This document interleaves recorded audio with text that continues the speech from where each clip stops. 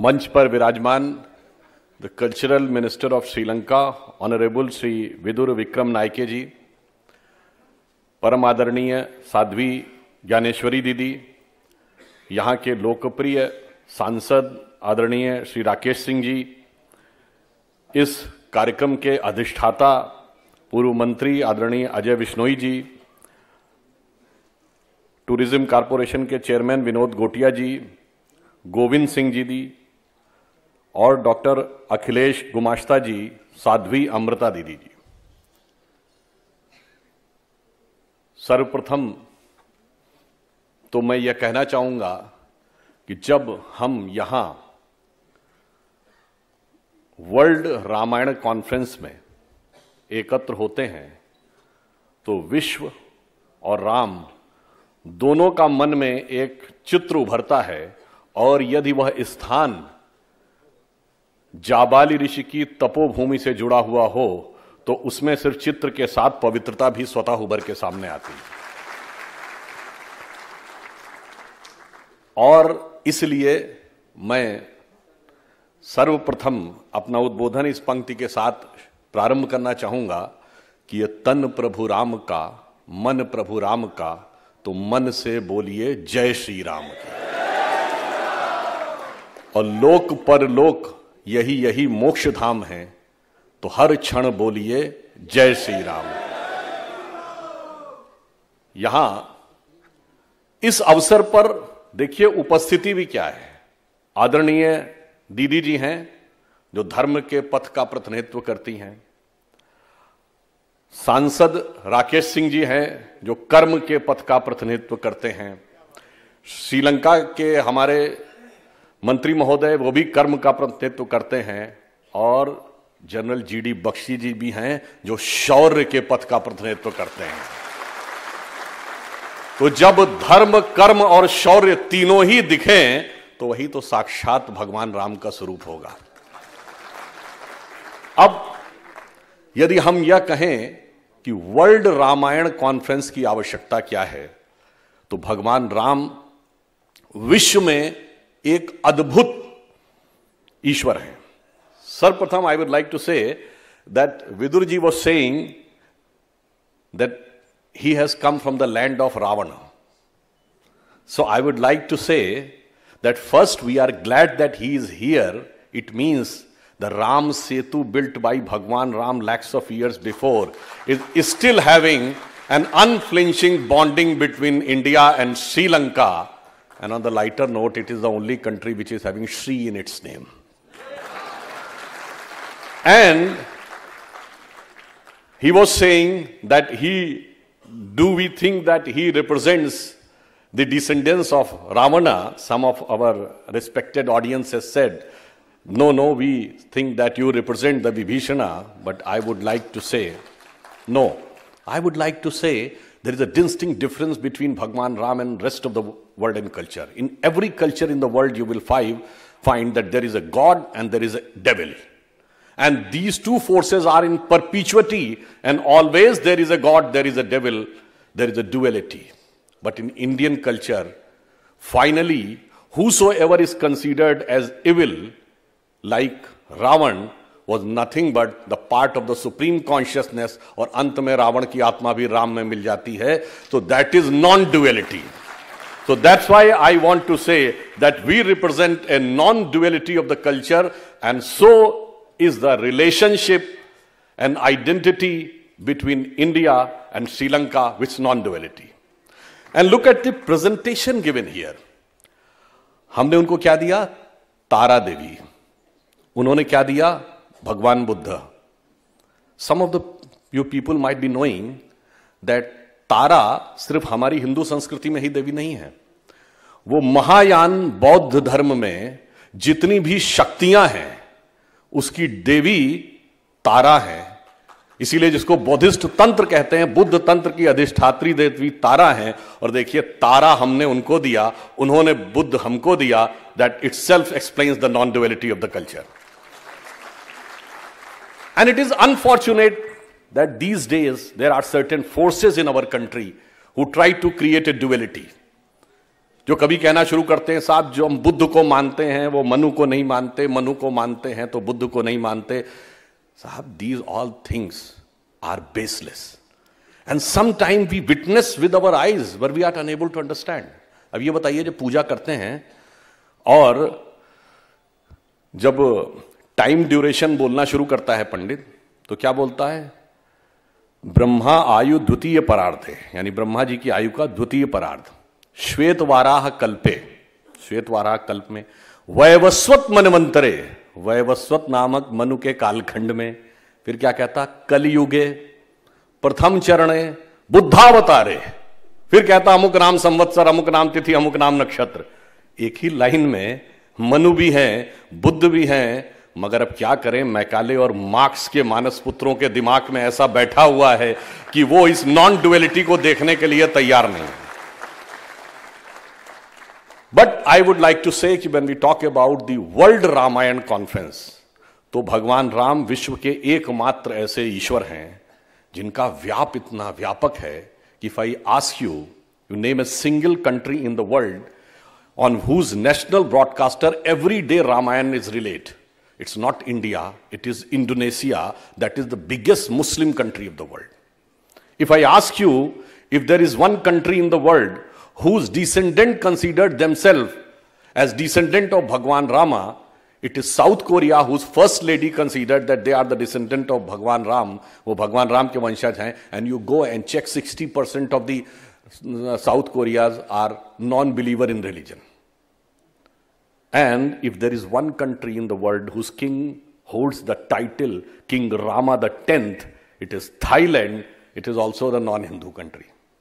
तो साहब मुस्लिम हो, बौद्ध हो या भगवान को न मानने वाला हो, राम सभी के साथ जुड़े हैं। And this is on the eastern side of the globe. But look at the west. आप में से बहुत से लोगों ने शायद ध्यान दिया हो, वेस्ट में सबसे पुराने सिविलाइजेशन के सेंटर्स क्या है? एक है इजिप्ट, एक है मेसोपोटामिया, एक है ग्रीस या रोम, और एक आज का जो northern and southern and Latin America, Inca, Maya and asterisk, जिसको मेसोपोटामियन सिविलाइजेशन कहते थे, यानी जिसमें आज का इराक आता है, सीरिया आता है। इराक में एक जगह है Kurdistan, you might have heard the name, Kurd लोग वहां के होते हैं। उसमें एक सेलेमी प्रोविंस है जिसकी गुफाओं में जानते हैं क्या चित्र मिला है? एक धनुष लिए हुए राजा खड़े हैं और एक वानर उनके आगे श्रद्धा से हाथ झुका के खड़ा है। अब ये बताने की जरूरत है कि वो क्या है।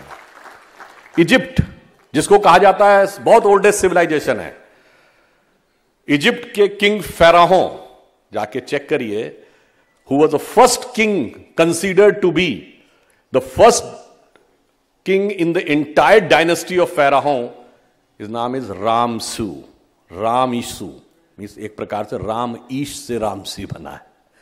अब सोचिए, जॉर्डन बैंक के वेस्ट बैंक पे, जॉर्डन रिवर के on the west bank, now it is under the control of Israel, there is a place called Ramallah. अब अल्लाह तो समझ में आता है, उसमें राम कहां से आ गया, ये सोचने की बात है। अब अगर आप जाइए इटली में, एक शहर है रावेन्ना।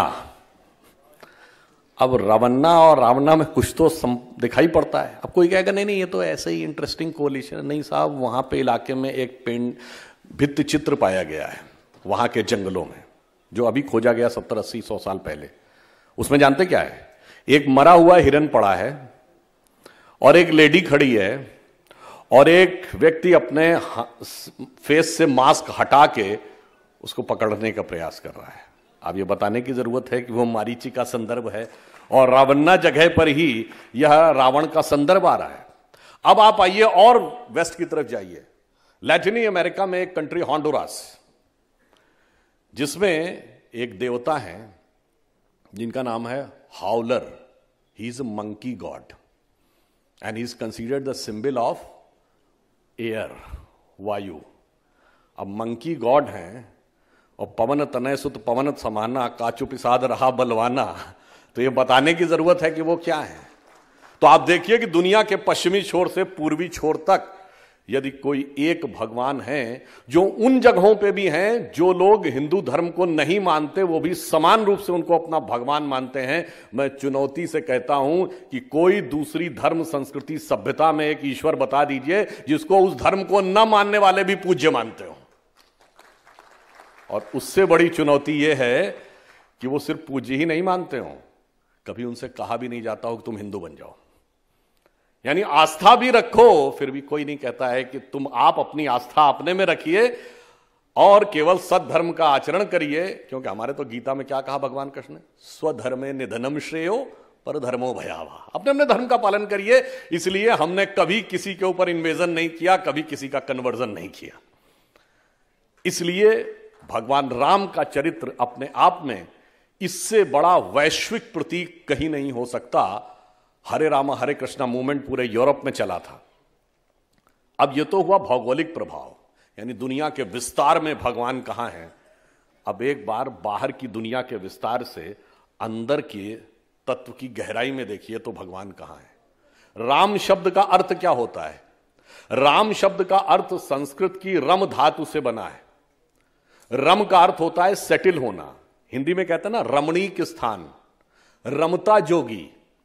रम शब्द का अर्थ होता है जिसमें कोई चीज जाके सेटिल हो।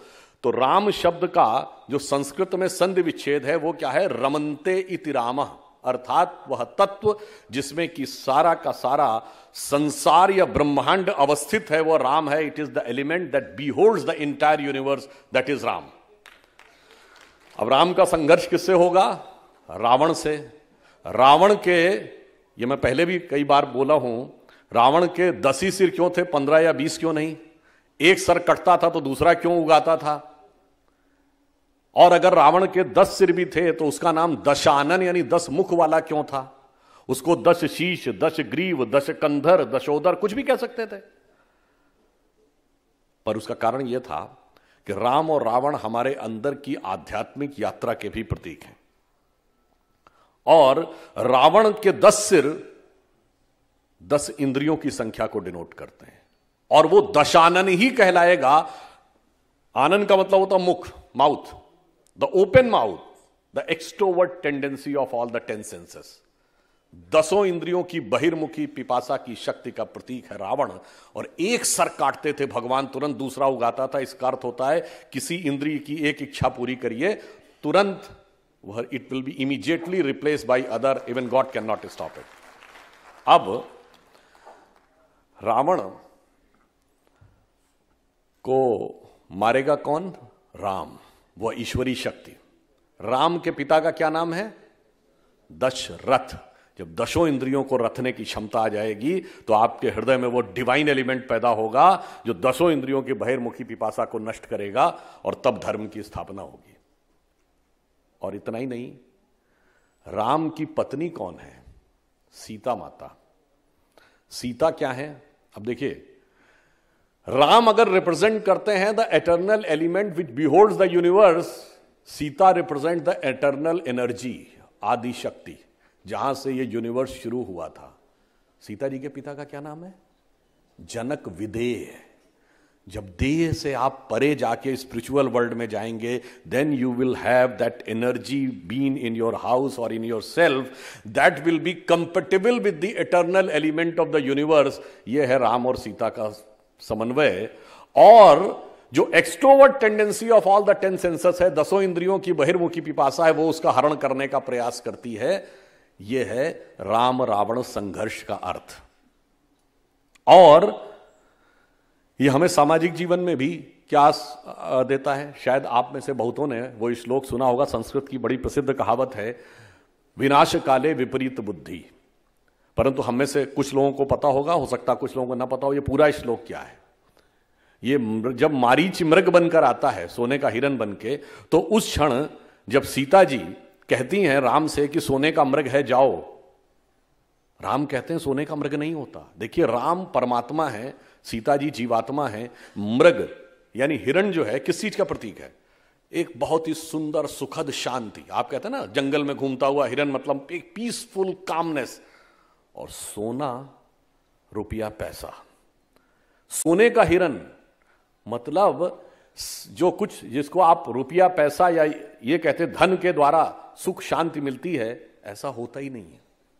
मगर उस सोने के मृग को देखकर कभी कभी जीवात्मा भ्रमित हो जाती है और वो कहती है परमात्मा शक्ति से अपने अंदर की, अरे मैंने देखा है। आपकी परमात्मा शक्ति समझाती है नहीं ऐसा नहीं होता, कहता मैंने अपनी आंखों से देखा है। और राम चले जाते हैं मृग मारीची को, उस मृग को पकड़ने के लिए। मतलब आपके अंदर की जो सुप्रीम कॉन्शियसनेस की पावर थी उसको आपने किसमें लगा दिया? वर्ल्डली अफेयर में। और जैसे ही वो दूर जाती है, वो 10 इंद्रियों की बहिर्मुखी पिपासा आके आपका हरण कर लेती है। इसलिए वहां पे पूरा श्लोक इसी संदर्भ में है। वो कहते हैं न निर्मिते न दृश्यते कदैव न श्रूयते स्वर्णमयी कुरंगी तथापि तृष्णा रघुनंदनस्य विनाश काले विपरीत बुद्धि। यानी न कभी बना, न देखा गया, न सुना गया कि सोने का हिरण होता है, फिर भी रघुनंदन को भी ऐसी तृष्णा ने घेर लिया। इसे कहते हैं कि विनाश काल में विपरीत बुद्धि होती है। इसका अर्थ क्या है?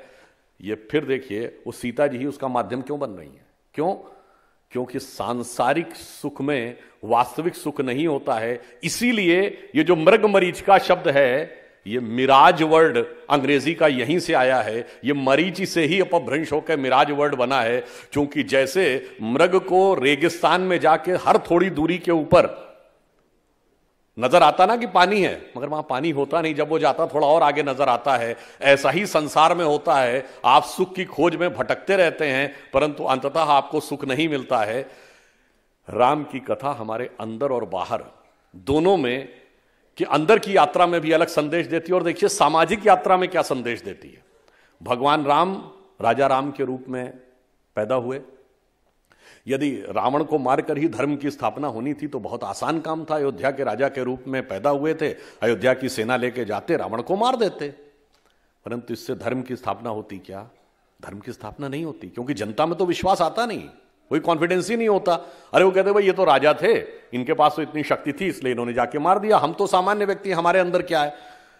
तो क्या होता है, पहले राजा राम वनवासी राम बनते हैं, फिर वन वन में जाते हैं निषाद राज, कोल, भील, शबरी, बानर, रीछ, भालू, सुग्रीव, अर्थात समाज के सबसे पिछड़े अंतिम सीढ़ी पर खड़े हुए व्यक्तियों को संगठित करते हैं और उस समय की विश्व की सबसे बड़ी शक्ति रावण को परास्त करते हैं। यह एक सामाजिक संकेत है कि समाज में धर्म की स्थापना तब तक नहीं हो सकती जब तक समाज की हर सबसे पिछली सीढ़ी पर खड़े हुए व्यक्ति का सम्मान और उत्थान ना हो जाए। और यह भी एक संयोग देखिए, जब आज मर्यादा पुरुषोत्तम भगवान राम का भव्य मंदिर बनने जा रहा है, तो उससे कुछ पिछले पहले रामनाथ कोविंद जी राष्ट्रपति थे और आज उसी आदिवासी वनवासी समूह की आदरणीय द्रौपदी मुर्मू जी भारत की महामहिम राष्ट्रपति हैं। इसका अर्थ यह हुआ, यदि राम ने यह लीला दिखाई थी तो राम के मंदिर के समय भी वो कहीं ना कहीं दिखना चाहिए। इसीलिए यद्यपि ये कोई राजनीतिक मंच नहीं, पर फिर भी एक लाइन में कहना चाहता हूं, बहुत बार पूछा जाता था राम लला हम आएंगे, मंदिर वहीं बनाएंगे और तारीख नहीं बताएंगे। मगर जो लोग ये समझते थे, अरे भगवान राम कोई मनुष्य नहीं थे जिनके पैदा होने का सबूत देना था, भगवान राम का मंदिर का निर्माण कोई तारीख नहीं थी, ये कालचक्र की गति का प्रतीक था। तो आपने देखा जब भारत उठा तो उसी के साथ भगवान राम का मंदिर भी उठा, क्योंकि भगवान क्या है? रामचरितमानस में तुलसीदास ने क्या कहा है, जब हनुमान जी रावण के दरबार में जाते हैं और वो पूछते हैं कि राम कौन है, तो वो क्या बोलते हैं? कहते हैं तात राम नहीं नर भूपाला, भुवनेश्वर कालहु कर काला। ये कोई नर नहीं है, मनुष्य नहीं है, ये संपूर्ण जगत के स्वामी हैं, भूपाल हैं, भुवनेश्वर हैं और काल के भी काल हैं। यानी he is above time and space. ये समझने के लिए चाहिए। इसलिए हमारे जो भगवान राम हैं, he is neither the messenger of the God not the son of the God. ये साक्षात ब्रह्म हैं, जिनको उसी समय जब वो पूछता है रावण की भाई तुम किसके रिप्रेजेंटेटिव है, तो हनुमान जी क्या कहते हैं? ब्रह्म अनामय अज भगवंता, व्यापक अजित अनादि अनंता। और जब भगवान राम पैदा होते हैं और माता कौशल्या की गोद में हैं, तो उसके लिए क्या लिखा है तुलसीदास जी ने? उन्होंने कहा वो कौन है जो पुत्र के रूप में माता कौशल्या की गोद में है? वो कहते हैं व्यापक ब्रह्म निरंजन, अविगत विगत विनोद। यानी व्यापक ब्रह्म है, संपूर्ण जगह व्याप्त हैं, जिनकी गति का बखान नहीं किया जा सकता, गति से परे हैं। व्यापक ब्रह्म निरंजन, अविगत विगत विनोद, सो अज प्रेम सकल बस कौशल्या की गोद। वो प्रेम के कारण आज आपके, इसका अर्थ क्या हुआ कि विश्व की बड़ी से बड़ी शक्ति जो परमात्मा शक्ति है, आप प्रेम के द्वारा उसको अपने हृदय में उत्पन्न कर सकते हैं, वो आपके गोद में आ सकती है। परंतु मैं यह भी कहना चाहूंगा कि भगवान राम, बहुत से लोग, क्या होता है, समस्या क्या हो गई कि हमारे धर्म ग्रंथों को कोई नहीं पढ़ता, चाहे हिंदू हो, सिख हो, जैन हो, बौद्ध हो, जो भी हमारे एक्सटेंडेड हिंदू फैमिली के भारतीय संस्कृति के अंग है, इसमें से कोई पढ़ता ही नहीं है। अगर पढ़ें तो एकदम फंडा क्लियर हो जाए। अब बताइए, भगवान राम यह भी सोशल संदेश देते हैं कि मैं किस चीज से प्राप्त होता हूं और किससे नहीं प्राप्त होता हूं। वो कहते हैं मैं 10 चीजों से प्राप्त नहीं होता हूं। वो कहते हैं जात पात गुण धर्म बड़ाई, धन बल परिजन गुण चतुराई। इन 10 चीजों से नहीं प्राप्त होता। किससे प्राप्त होता हूं? भक्ति से। उन्होंने कहा भगतहीन नर लागे ऐसे, जल विधि बारिध लागे जैसे। जैसे बगैर पानी के बादल बेकार है, वैसे ये सारे गुण हो, ऊंची जात का हो, ऊंची पंक्ति में बैठा हो, बहुत पैसे वाला हो, देखने में सुंदर हो, बुद्धिमान हो, गुणी हो, चतुर हो, सब व्यर्थ है जब तक उसके अंदर भक्ति नहीं है। परंतु ये किसी को ध्यान नहीं आता। और मैं यह भी कहना चाहूंगा कि इसी के साथ वो यह भी एक संदेश देते हैं। देखिए, भगवान राम की जो पूरी की पूरी कथा है, वो अपने आप में एक इतिहास है। जो लोग कहते हैं ना इतिहास था या नहीं, अब इसमें भी ऑन द लाइटर नोट मैं कह दूं, एक जमाना था जब भारत की सरकार ने तो कहा कि राम काल्पनिक हैं, और श्रीलंका की सरकार ने एफिडेविट में कहा कि राम वास्तविक हैं। अब आप देखिए इसको कालचक्र की गति का क्या विपरीत प्रभाव कहेंगे। परंतु जिन लोगों को इसमें कोई संदेह है, देखिए मैं एक लाइन और बता दूं। जब मैंने आपसे यह व्याख्या की कि यदि ब्रह्म के प्रतीक हैं राम और आदि शक्ति की प्रतीक हैं सीता, तो कहीं लिखा है क्या? आजकल तो कहते हैं ना कहीं लिखा है कि नहीं, तो वो लिखा है। जब सीता जी का विवाह हो रहा है तो कहा जाता है, उनकी मां पूछती हैं कि भाई ये इनका विवाह कैसे हो रहा है? तो नारद जी बता रहे हैं ये विवाह पहली बार थोड़ी हो रहा है, ये तो आदि शक्ति हैं जो सदैव, जैसे शंकर पार्वती हैं, प्रकृति और पुरुष हैं, सदैव उनके साथ रहते हैं। उसमें दोहा लिखा है अजह अनादि शक्ति अविनाशी। ये अजह मतलब जिसकी उत्पत्ति नहीं हुई है, एटर्नल है, अनादि है, जिसका कोई आदि नहीं है।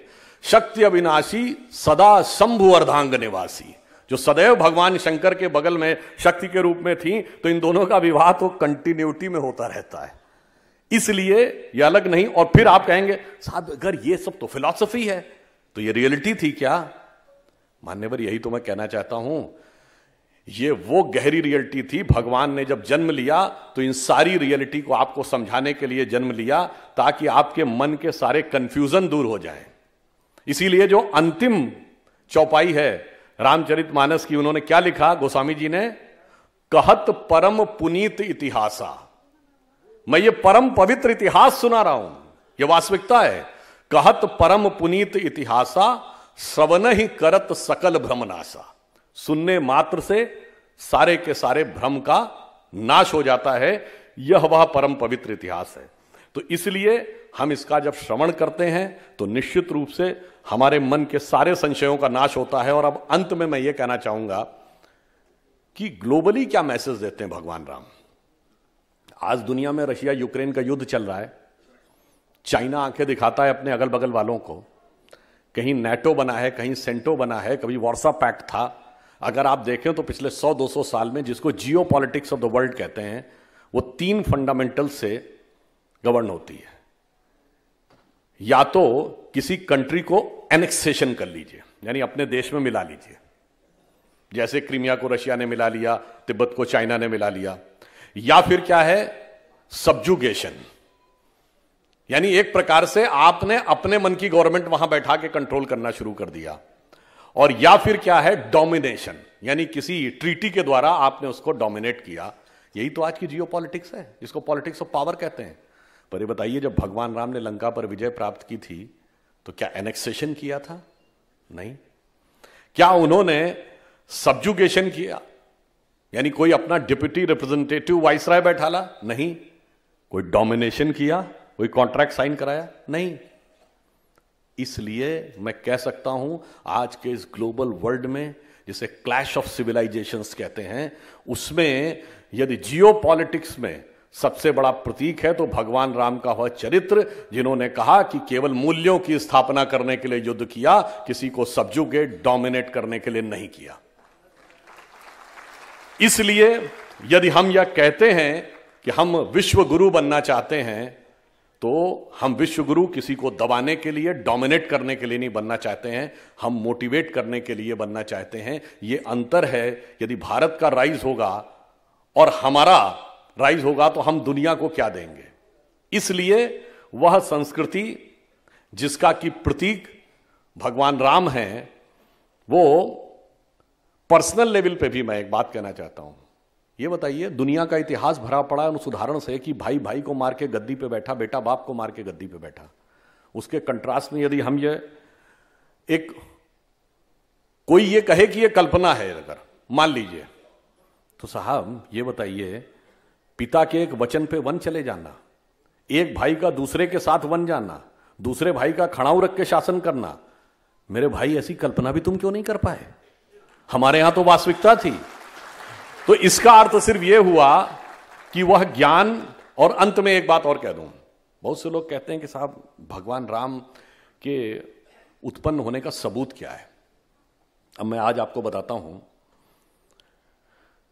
कि 20वीं शताब्दी में साइंस की सबसे बड़ी खोज क्या हुई, आइंस्टीन्स थ्योरी ऑफ रिलेटिविटी, जिसने यह कहा कि अगर स्पेस में किसी चीज का पॉइंट डिटरमिन करना, पोजीशन, तो आप ऐसे देखते हैं ना, एक्स वाई जेड 3 डायमेंशन है, लंबाई चौड़ाई ऊंचाई, तो आप बताते हैं ये चीज यहां पे है। पर आइंस्टीन ने कहा कि पूरा विश्व तो स्थिर नहीं है। आपने धरती के सापेक्ष कहा ना, तो धरती स्थिर है क्या? नहीं है, हर चीज मूव कर रही है। तो उन्होंने कहा कि आपको एक्स वाई जेड के साथ चौथा डायमेंशन टाइम भी बताना पड़ेगा कि किस टाइम पे यह स्थिति है। अब आप सोचिए, टाइम को उन्होंने कहा 4th डायमेंशन है। अब टाइम को आप नापते कैसे हैं? जैसे आज अभी आप कहें कि इस समय 2:30 बजने वाले हैं, तो 2:30 तो जबलपुर में बजने वाले हैं ना, दिल्ली में कुछ और चलिए, आप तो इंडियन स्टैंडर्ड टाइम है, लंदन में, जापान में, टोक्यो में तो कुछ और बज रहा है। तो आपने एक Indian standard greenish standard time माना, जो पूरे वर्ल्ड में एप्लीकेबल है। अब अगर आपसे पूछा जाए कि most accurate measuring parameter of time बताइए, जो मार्स पे, जुपिटर पे, सैटर्न पे या स्पेस में किसी पॉइंट ऑफ सोलर सिस्टम पे जाके स्थिर हो और वो सब जगह एप्लीकेबल हो, तो it is nothing but the relative positions of planet. You think and think it is only and it can only be the relative positions of the planet। और भगवान राम की relative positions of the planet है कि चंद्रमा वृष राशि में था, मंगल मकर राशि में था, शनि तुला राशि में था, बृहस्पति कर्क राशि में था, नक्षत्र तक लिखा हुआ है। और जब नासा ने अपने प्लैनेटोरियम सॉफ्टवेयर में डाला, यद्यपि उस डेट से हम पूरी तरह सहमत, तो भी 7114 का की एक डेट भी निकल आई। तो मैं सिर्फ यह कहना चाहूंगा कि रामायण में आप वैश्विक दृश्य देखना चाहें, जियो पॉलिटिक्स देखना चाहें, समाज देखना चाहें, साइंस देखना चाहें, या अंतर्मन का अध्यात्म देखना चाहें, सब तरफ से आपको क्या देखने को मिलेगा, जिसे कहा गया है राम कथा सुंदर करतारी। जैसे पक्षी बैठे हो, ताली बजाइए तो पक्षी उड़ जाते हैं ना, तो संशय के सारे पक्षी उड़ जाते हैं। राम कथा सुंदर करतारी, संशय विहग उड़ावन हारी। तो मैं सिर्फ यह कह के बात समाप्त करता हूं कि वह ज्ञान जो वेदों का अनादि ज्ञान है, जिसे एक सरस भाषा में तुलसीदास जी ने मानस के रूप में भर दिया, जिनके लिए कहा गया तुम काढ़ के वेदन के रस को रसधार धरा उर्मे भर दीनो, यानी वेदों का रस निकाला और हृदय में रसधार के रूप में भर दिया। तो जो वो उसके प्रतीक थे, इसलिए मैं सिर्फ ये कह के बात समाप्त करना चाहूंगा। अटल बिहारी वाजपेयी जी की बड़ी फेमस कविता थी, हिंदू तनमन हिंदू जीवन रग रग हिंदू मेरा परिचय। उसका जो एक छंद है, जो भगवान राम के वह चरित्र, उस सब को प्रतीकात्मक रूप में दिखाता है। वो कहते हैं, और देखिए कहां से दिखाता है, होंडुरास से लेके इंडोनेशिया तक। वो कहते हैं, मैं अखिल विश्व का गुरु महान, देता विद्या का अमरदान, मैंने दिखलाया मुक्ति मार्ग, मैंने सिखलाया ब्रह्म ज्ञान। मेरे वेदों का ज्ञान अमर, मेरे वेदों की ज्योति प्रखर, मानव के मन का अंधकार क्या कभी सामने सका ठहर। मेरे स्वर नभ में गहर गहर, सागर में के जल में चहर चहर, इस कोने से उस कोने तक कर सकते जगती सौरभमय, हिंदू तन मन हिंदू जीवन रग रग हिंदू मेरा परिचय।